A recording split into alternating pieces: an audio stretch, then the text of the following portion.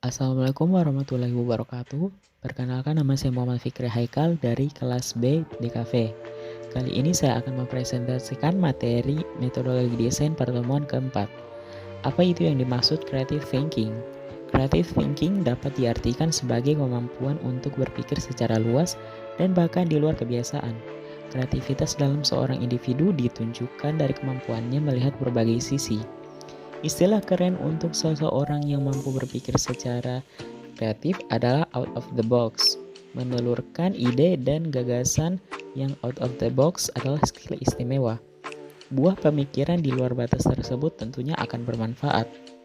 Kemampuan berpikir kreatif pada karyawan diharapkan dapat menghasilkan penyelesaian atas suatu persoalan atau problem solving.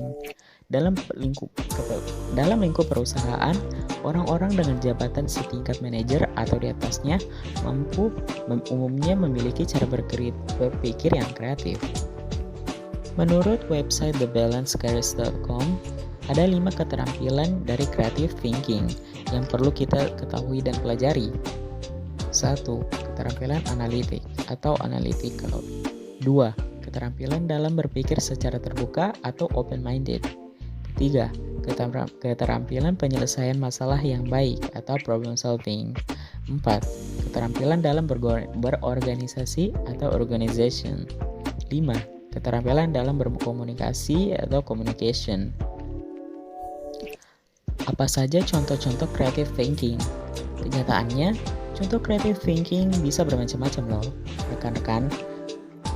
Pada artikel kali ini, kita akan mengungkapkan beberapa contoh creative thinking yang termasuk ke dalam kreativitas yang artistik atau artistic creativity, kreativitas dalam pemecahan masalah atau creative problem solving, dan kreativitas dalam STAM, creative in STAM. Yuk kita simak beberapa contoh di bawah ini. Satu contohnya, kreativitas yang artistik atau artistic creativity.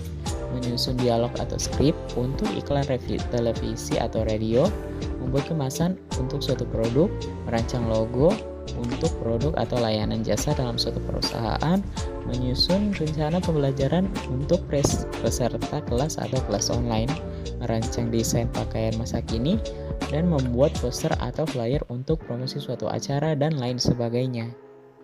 Contoh kedua, kreativitas dalam pemecahan masalah.